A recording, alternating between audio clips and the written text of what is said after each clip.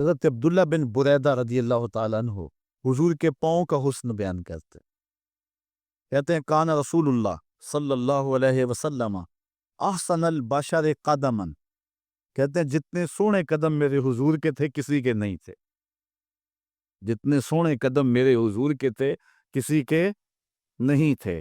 اور حضرت انس، حضرت ابو ہریرہ اور حضرت ہند بن ابی حالہ رضی اللہ تعالی عنہم فرماتے ہیں کان النبی صلی اللہ علیہ وسلم شسن القدمین والکفین، حضور کے ہاتھوں کی ہتھیلیاں اور قدموں کی ہتھیلیاں پر گوشت تھی۔ ایک صحابیہ ہیں حضرت میمونہ بنت کردم رضی اللہ تعالی عنہا، کہتی ہیں کہ میں اپنے والد کے ساتھ حضور کی خدمت میں حاضر ہوئی۔ جب ہم پہنچے حضور کے پاس تو آقا کریم اپنی ناکہ پہ، اپنی اونٹنی پہ تشریف فرما تھے، تو میرے والد نے آگے بڑھ کے حضور کے پاؤں پکڑ لیے، تو کہتی ہیں کہ میں نے حضور علیہ السلام کی مبارک انگلیوں کی زیارت کی۔ اب سنی حضرت میمونہ بنت کردم کے لفظ، کہتی ہیں فما نسیتو فیما نسیتو طول اصبع قدمہ السبابہ علی سائر اصابعہ، انگوٹھے کے ساتھ والی انگلی کی جو لمبائی تھی نا باقی انگلیوں کی نسبت، کہتی ہیں سال گزر گئے ابھی تک وہ نقشہ ہی نہیں آنکھوں سے جا رہا، وہ حسن اب بھی میری نگاہوں کے سامنے۔ انسان کے ہاتھ کی جو انگلیاں ہیں اس میں یہ درمیان والی انگلی لمبی ہوتی ہے، اور جو پاؤں کی انگلیاں ہیں اس میں انگوٹھے کے ساتھ والی انگلی لمبی ہوتی ہے۔ حضرت میمونہ بنت کردم فرماتی ہیں میں کیا بتاؤں، حضور علیہ الصلوۃ والسلام کے انگوٹھے کے ساتھ والی جو انگلی تھی اس کا حسن ہی نہیں بھولتا ہے۔ یار جس کی انگلیاں اتنی سونی ہیں، جس کے تلوے اتنے سونے ہیں، جس کے قدم اتنے سونے ہیں، اس کا چہرہ کتنا سونا ہوگا۔ اسی لیے وہ کسی نے کہا نا کہ قدموں پہ جبی کو رہنے دو، قدموں پہ جبی کو چہرے کا تصور مشکل ہے، قدموں پہ جبی کو رہنے دو چہرے کا تصور مشکل ہے، جب چاند سے بڑھ کر ایڑی ہے رخسار کا عالم کیا ہو، جب چاند سے بڑھ کر ایڑی ہے رخسار کا عالم کیا ہوگا۔ حضور علیہ السلام کے مبارک تلووں کے بارے میں دو طرح کی روایات ہیں، اخمسان کے لفظ بھی ہیں اور لیسا لہا اخمس کے لفظ بھی ہیں، اور اس کی تشریحات کے اندر علماء نے گفتگو کی ہے کہ اصل حضور علیہ السلام کبھی زور سے پاؤں رکھتے تو حضور کا پورا پاؤں جو ہے وہ زمین پہ لگتا، تو جنہوں نے اس نشان کو دیکھا انہوں نے کہا کہ حضور علیہ السلام کے مبارک تلوے برابر تھے، اور کبھی ایسا ہوتا کہ حضور علیہ السلام قدم رکھتے تو پورا قدم نہ لگاتے، اور ایسے کبھی جلدی میں حضور ہوتے، یا ایسا ایک موقع آیا حضرت سعد بن معاذ کے انتقال کا، اس دن حضور علیہ السلام اپنی انگلیوں کے بل، پنجوں کے بل چل رہے تھے، تو صحابہ نے عرض کی حضور آج آپ پورا پاؤں نہیں لگا رہے؟ فرمایا مدینے میں میرے سعد کے جنازے کے لیے آنے والے فرشتوں کی بھیڑ اتنی ہے کہ پورا قدم رکھنے کی جگہ ہی نہیں مل رہی۔ 70,000 فرشتے حضرت سعد کے جنازے میں آئے تھے، اللہ کا عرش بھی کیوں اٹھا تھا حضرت سعد کے جنازے پہ، اللہ اکبر۔ تو حضور علیہ السلام اس طرح چل رہے تھے، تو کبھی حضور علیہ السلام پاؤں لگاتے اور کبھی پورا پاؤں جمتا۔ ویسے حضور کا طریقہ چلنے کا یہ تھا کہ پاؤں خوب جمتا تھا اور اس کا نشان جو ہے وہ زمین کے اوپر پڑ جاتا، بالخصوص اگر کوئی پتھر ہوتا اور آقا کریم علیہ السلام ننگے پاؤں ہوتے۔ تو حضرت ابو ہریرہ سے روایت ہے انہ صلی اللہ علیہ وسلم کان اذا مشا علی الصخر غاصت قدمہ فیہ، تو حضور علیہ السلام کے قدموں کے نشان اس کے اندر ثبت ہو جاتے۔ حضور علیہ السلام کے مبارک قدم کی تلیاں پر گوشت تھی، اور آقا کریم جب زمین پہ پاؤں لگاتے تو پورا قدم لگاتے۔ حضور نبی رحمت صلی اللہ علیہ وآلہ وسلم کے ایک صحابی حضرت ابو جحیفہ رضی اللہ تعالی عنہ فرماتے کانی انظر الی وبیس ساقیہ، میں حضور کی مبارک پنڈلیوں کی چمک اب بھی تصور میں دیکھ رہا ہوں۔ اعلیٰ حضرت فرماتے ہیں ساق اصل قدم شاخ نخل کرم، حضور علیہ السلام کی پنڈلیاں کرم کے درخت کی شاخیں ہیں، ساق اصل قدم، قدم کی اصل، شاخ نخل کرم، شم راہ اصابت پہ لاکھوں سلام۔ آقا کریم علیہ السلام نے ارشاد فرمایا سن لو تمہارا رب ایک ہے، تمہارا باپ آدم ایک ہے، لا فضل لعربی علی عجمی، کسی عربی کو اجمی پر کوئی فضیلت نہیں ہے، اور کسی اجمی کو کسی عربی پر کوئی فضیلت نہیں ہے، کسی گورے کو کالے پر، کسی کالے کو گورے پر کوئی فضیلت نہیں۔ فضیلت کا معیار صرف تقوی ہے۔ ہمارے آج بھی ہندوانہ رسمیں ختم نہیں ہو رہی۔ دولت کی تقسیم پر، امیر غریب کی بنیاد پر اس معاشرے میں تقسیم موجود ہے۔ ہمارے دیہاتوں میں چودھری اور کمی کی بنیاد پر تقسیم موجود ہے۔ رعایا اور حکمرانوں کی بنیاد پر یہاں تقسیمیں موجود ہیں، لیکن میرے اور آپ کے آقا و مولا نے قیامت تک آنے والی انسانیت کے لیے جو منشور دیا وہ یہ تھا، کسی عربی کو اجمی پر کوئی فضیلت نہیں، کسی اجمی کو عربی پر کوئی فضیلت نہیں، کسی گورے کو کالے پر کوئی فضیلت نہیں، چونکہ کالے رنگ بھی اللہ نے بنائے ہیں، گورے رنگ بھی اللہ نے بنائے۔ حکیم لقمان رنگ کے کالے تھے اور صورت اچھی نہیں تھی، تو کسی نے ان سے پوچھا کہ آپ اتنے بدصورت کیوں ہیں؟ تو حکیم لقمان نے کیا جواب دیا؟ کہا، آپ شکل میں نقص نکال رہے ہیں یا شکل بنانے والے میں نقص نکال رہے ہیں؟ تو وہ خاموش ہو گیا۔ اللہ اکبر! تو یہ اللہ نے بنایا ہے نا، اس نے کانٹا بھی اس نے پیدا کیا ہے، پھول بھی اس نے پیدا کیا ہے، چہروں کی رنگت اس نے بنائی ہے، کسی میں کوئی رنگ بھر دیا، کسی نے کوئی رنگ بھر دیا۔ تو رنگوں کی بنیاد پر، نسب کی بنیاد پر کوئی افضل، کوئی اشرف، کوئی اعلیٰ، کوئی بد، یہ نہیں ہے، بلکہ معیار جو دیا گیا وہ کیا تھا؟ تقوی۔ ان اکرمکم عند اللہ اتقاکم، جو زیادہ متقی ہے اللہ کے نزدیک وہی معزز ہے، وہی معتبر ہے۔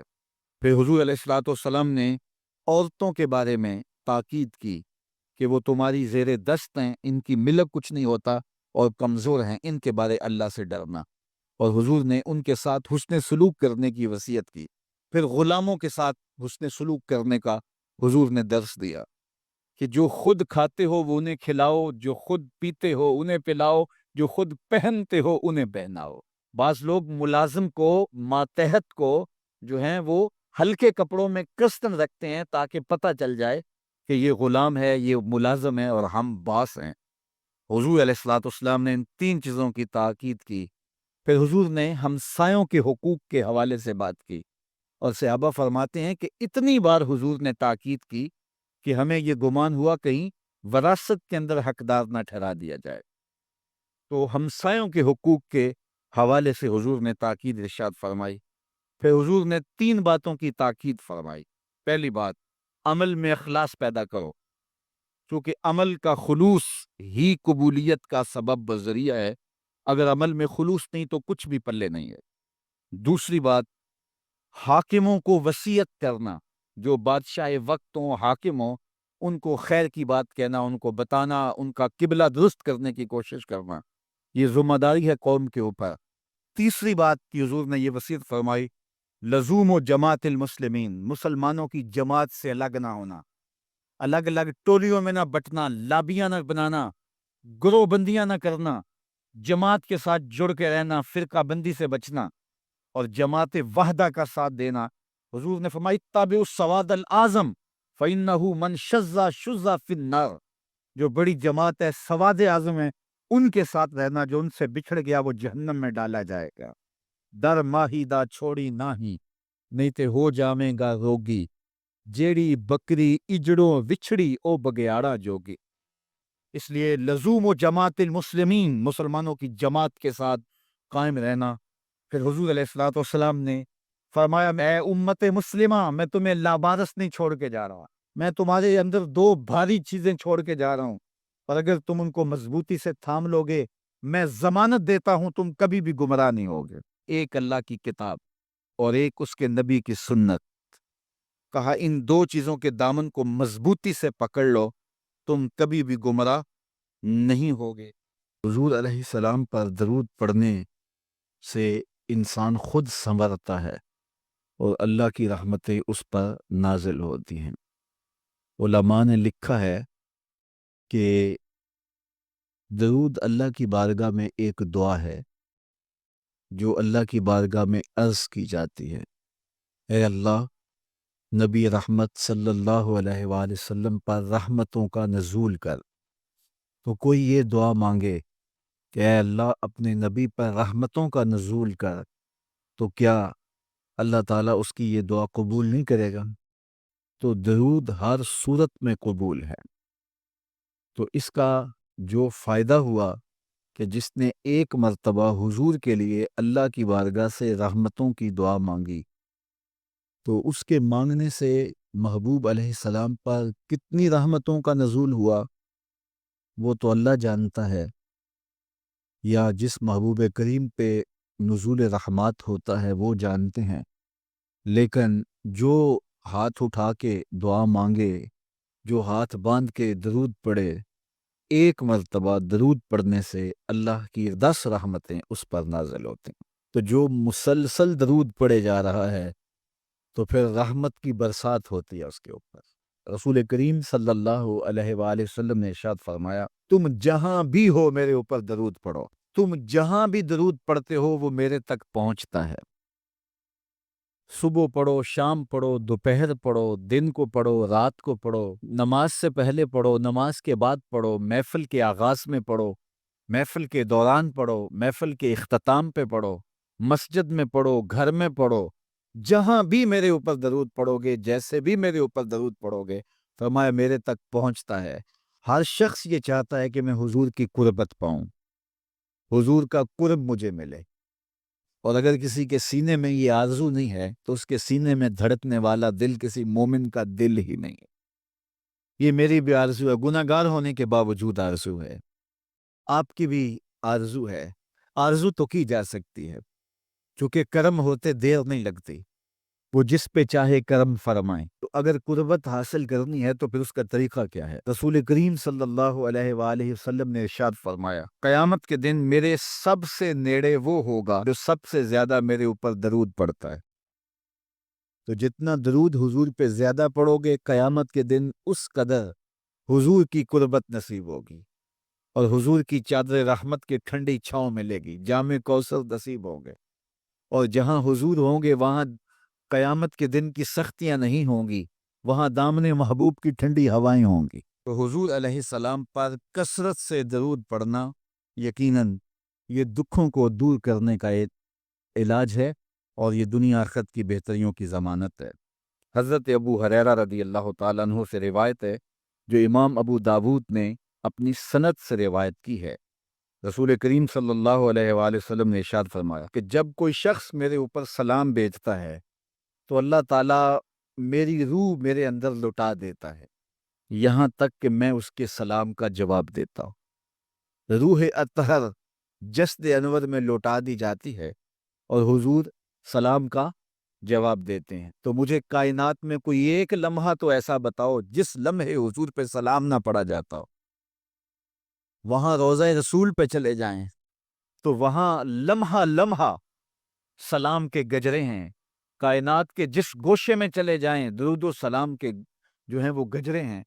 تو کوئی ایک لمحہ بھی 24 گھنٹوں میں ایسا نہیں ہے کہ جب حضور پہ سلام نہ پڑھا جاتا ہو، اور جب سلام پڑھا جاتا ہو تو حضور کی روح اطہر بدن رحمت میں ہوتی ہے اور حضور سلام کا جواب دیتے ہیں، اور جس کو حضور سلام کا جواب دے دیں، اللہ اکبر، تو درود پڑھا کرو۔ درود حضور علیہ الصلاۃ والسلام سے جواب کا ذریعہ ہے، اور جب جواب جناب رسالت مآب صلی اللہ علیہ وسلم کی جانب سے آ گیا تو دنیا میں بھی بھلا ہی بھلا ہے، آخرت میں خیر ہی خیر ہے۔ حضور علیہ الصلاۃ والسلام نے ارشاد فرمایا، جس کے سامنے میرا ذکر کیا جائے اور وہ میرے اوپر درود نہ پڑے، وہ کائنات کا سب سے بڑا بخیل، سب سے بڑا کنجوس ہے۔ ہم بخیل تو نہیں ہیں، تو پھر پوری یکسوئی کے ساتھ چند مرتبہ حضور پہ درود شریف پڑھ لیجئے۔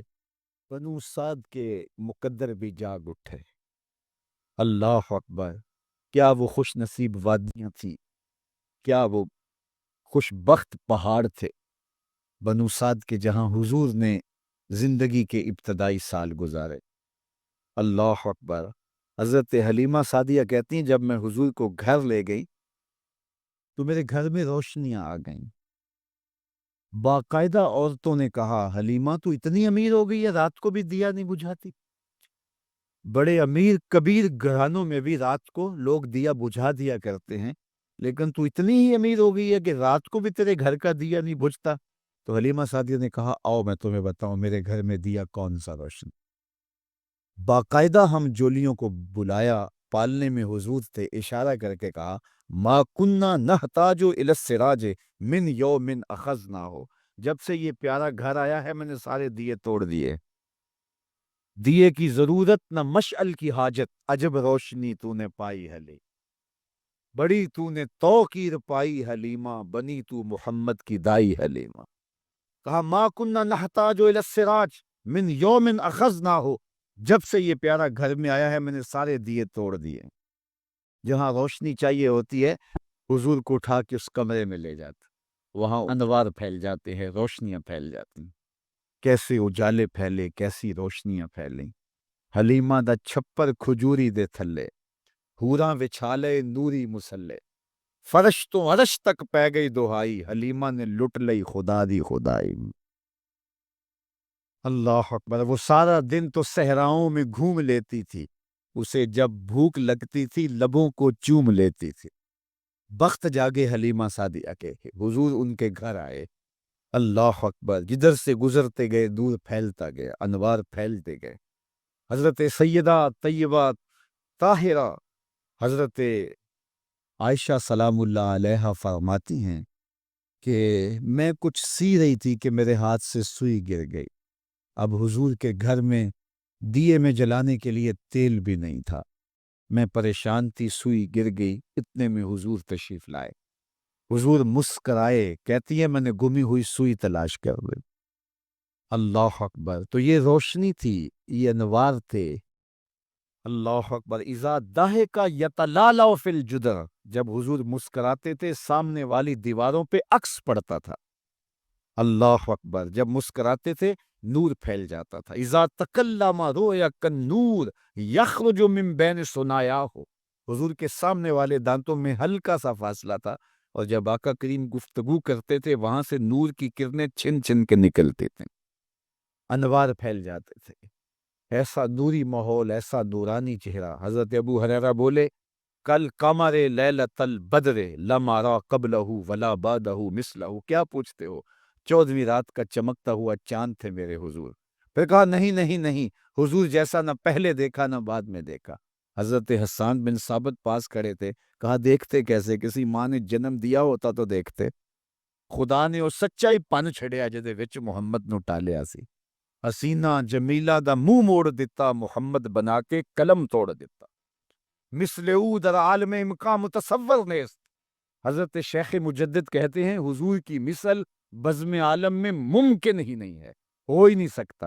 اور اقبال کا لہجہ بھی دیکھیے، رخ مصطفیٰ ہے وہ آئینہ کہ اب اس سا دوسرا آئینہ نہ کسی کی بزم خیال میں نہ دکان آئینہ ساز میں.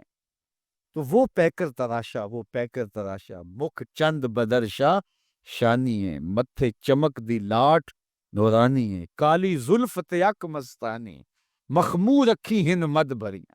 کیسا جمال دیا، کیسا حسن دیا. اچھا بریلی کے امام سے بھی پوچھ لیجئے. اللہ اکبر. بلبل نے گل ان کو کہا، کمری نے سروے جاں فضا. بلبل کی منتہائے پرواز تو یہی ہے نا، کسی کو پھول کہہ دے. بلبل نے گل ان کو کہا، کمری نے سروے جاں فضا. حیرت نے جھنجھلا کر کہا یہ بھی نہیں وہ بھی نہیں. خورشید تھا کس زور پر، کیا بھر کے چمکا تھا کمر. بے پردہ جب وہ رخ ہوا یہ بھی نہیں وہ بھی نہیں. وہ حسن دیا، وہ جمال دیا اللہ نے اپنے محبوب کو. حضرت شاہ ولی اللہ فرماتے ہیں میرے والد نے خواب میں حضور کو دیکھا اور یہی سوال کیا، حضور آپ کا حکم ہے انا املہ و اخی یوسف اسبہ. میرا حسن نمکین ہے، بھائی یوسف کا حسن میٹھا تھا. نمکین حسن میں کشش زیادہ ہوتی ہے، لیکن وہاں میٹھے حسن سے انگلیاں کٹ گئیں، اور یہاں ایسا کوئی واقعہ پیش نہیں آیا، تو اس کی کیا وجہ ہے؟ یہ سوال کیا. حضور نے جو جواب دیا سنیے. آقا کریم نے فرمایا جمالی مستور عن اعین الناس غیرۃ من اللہ. اے عبد الرحیم، اللہ نے غیرت محبت کی وجہ سے میرے حسن کو لوگوں کی نظروں سے چھپا کے رکھ. لیکن پوشیدہ حسن کا عالم بھی یہ ہے کہ حضرت حسان بن ثابت فرماتے ہیں جب میں حضور کے جمال کو دیکھتا تو اپنی آنکھوں پہ انگلیاں رکھ کے انگلیوں کی اوٹ سے دیکھتا کہ حضور کے جلووں کی چمک سے آنکھوں کی بینائی نہ جاتی رہے. شاعر حسن دیکھنے میں بڑا دلیر ہوتا ہے، اور وہ بھی چھپا ہوا حسن، اور دیکھنے والا شاعر، اور وہ بھی انگلیاں رکھ کے دیکھے. اور اگر یہ حسن بے نقاب ہوتا تو کیا ہوتا؟ یہی بہتر ہے کہ وہ پردے میں روپوش رہے، وہ اگر پردہ اٹھا دے تو کسے ہوش ہے. اور مولانا حسن رضا بولے وہ اگر جلوہ کریں تو کون تماشائی ہو، وہ اگر جلوہ کریں تو کون تماشائی ہو. تو یہ چھپا ہوا حسن ہے. باقی رہی بات انگلیوں کی تو اعلیٰ حضرت کی کہانی سنی. حسن یوسف پہ کٹیں مصر میں انگشت زنا، سر کٹاتے ہیں تیرے نام پہ مردان عرب. سر کٹاتے ہیں تیرے نام پہ مردان عرب. اللہ اکبر. تو حضور علیہ الصلوۃ والسلام کا حسن 3 لفظوں میں بیان کیا. کان رسول اللہ صلی اللہ علیہ وسلم ابیض ملیحن مقصد. ایک تو سفید رنگ، دوسرا حضور کا حسن متوازن، قد بھی، اعضائے بطنیہ بھی، پیشانی بھی، سر انور بھی، پورے اعضاء کا توازن. اور تیسری بات ملیحن، حضور کا حسن نمکین تھا. میٹھا جو حسن ہوتا ہے اس میں نقوش اتنے تیکھے ہوتے ہیں جب دیکھتا ہے کوئی تو تڑپ جاتا ہے، لیکن جو نمکین حسن ہوتا ہے اس میں جب کوئی دیکھتا ہے تو پھر دیکھتا ہی رہ جاتا ہے. اور محبوب جب چلا جائے تو پھر محب دل پہ ہاتھ رکھ لیتا ہے کہ جانے والا دل بھی ساتھ ہی لے گیا. تو اللہ نے اپنے محبوب کو وہ کشش دی تھی کہ جو پھر حضور کو دیکھتا وہ دیکھتا ہی رہتا. اور مولانا حسن رضا بولے دیکھنے والے کہا کرتے ہیں اللہ اللہ، یاد آتا ہے خدا دیکھ کے صورت. اللہ نے اپنے محبوب کی صورت ہی ایسی بنائی. کل قمر لیلۃ البدر لم ارا قبلہ ولا بعدہ مثلہ. حضرت ابو ہریرہ فرماتے ہیں کیا پوچھتے ہو، 14ویں رات کا چمکتا ہوا چاند تھے میرے حضور. پھر کہتے ہیں نہیں نہیں نہیں، حضور جیسا نہ پہلے دیکھا نہ بعد میں دیکھا. حضرت حسان بن ثابت بولے دیکھتے کیسے؟ کسی ماں نے جنم دیا ہوتا تو دیکھتے. خدا نے وہ سچائی پانی چھڑیا جدے وچ محمد نو ٹالیا سی. حسینہ جمیلہ دا منہ موڑ دیتا، محمد بنا کے قلم توڑ دیتا. اللہ اکبر. رخ مصطفیٰ ہے وہ آئینہ. اقبال کا لہجہ بھی دیکھیے. رخ مصطفیٰ ہے وہ آئینہ کہ اب اس سا دوسرا آئینہ، نہ کسی کی بزم خیال میں نہ دکان آئینہ سازم. اللہ اکبر. جب یہ خاکے تراشے گئے تھے تو میں نے جگہ جگہ کہا تھا کہ میاں خاکے تو خاکیوں کے ہوتے ہیں، جو پیکر نور ہو اس کے خاکے کون تراشے؟ خاکے تو بڑی دور کی بات ہے، میرے محبوب کا تو سایہ بھی نہیں تھا، اور جس کا سایہ نہیں ہے اس کا ثانی کیسے ہو سکتا ہے؟ چاند کی طرف منہ کر کے تھوکنے سے چاند کی نوری کرنوں کو میلا نہیں کیا جا سکتا. مدینے کا چاند کل بھی روشن تھا، مدینے کا چاند آج بھی روشن ہے. رہے گا یوں ہی ان کا چرچا رہے گا، پڑے خاک ہو جائیں جل جان. ان کا نام کبھی بھی نہیں مٹنے والا ہے. باتیں تو بہت ساری ہیں لیکن آخری بات وہ یہ کہ جس سے محبت کی جائے اس کی اطاعت کی جاتی ہے. یہ محبت کا نمایاں تقاضا ہے. محب محبوب کی اداؤں کو بھی اختیار کرتا ہے، اس کی رضا کو بھی چاہتا ہے، اور اس کی اطاعت اور فرما برداری اپنے اوپر لازم کر دیتا ہے. حضور علیہ السلام کی رحمت میں چھپ کر کے حضور کی رحمت کے سائے میں اللہ کی چوکھٹ پہ آ جاؤ، پھر دیکھنا کہ اس کی رحمتیں کتنی چھم چھم برستی ہیں. الہام ہے جامع تیرا، قرآن امام ہے تیرا. الہام جامع تیرا، قرآن امام ہے تیرا. منبر تی عرشی بری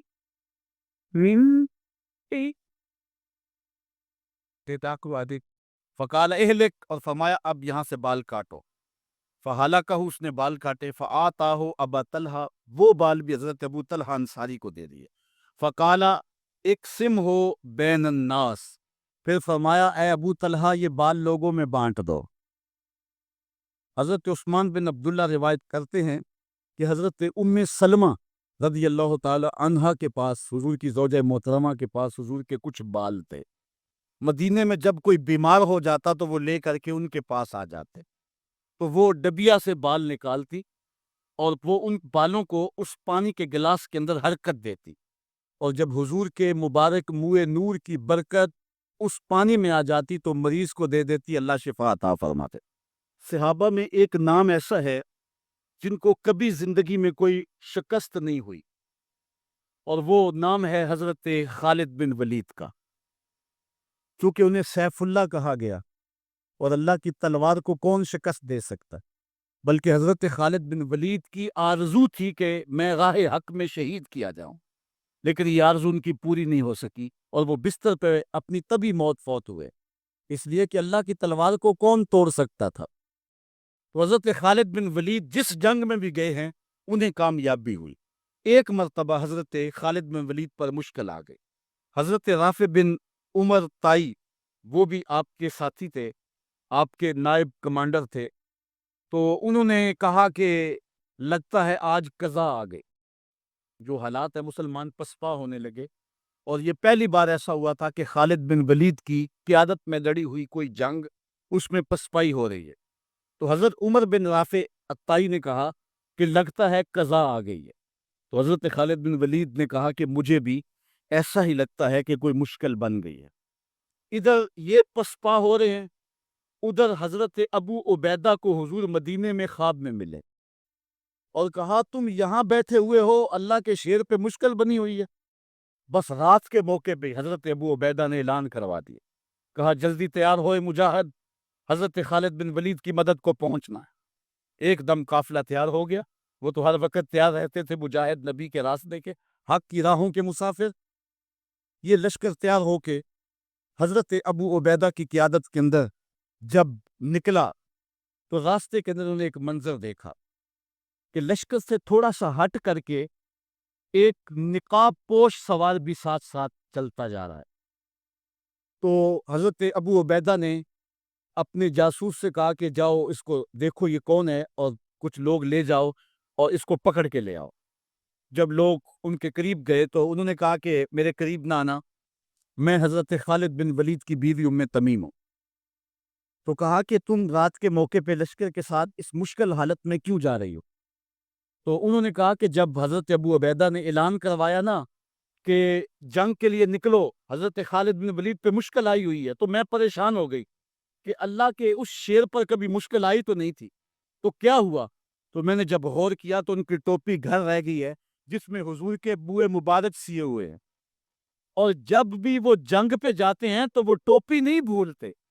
تو آج وہ میں نے غور کیا کہ ان پہ مشکل کیوں آئی ہے، تو میں نے غور کیا تو ٹوپی گھر پڑی ہوئی ہے، میں ان کو ان کی امانت دینے جا رہی ہوں۔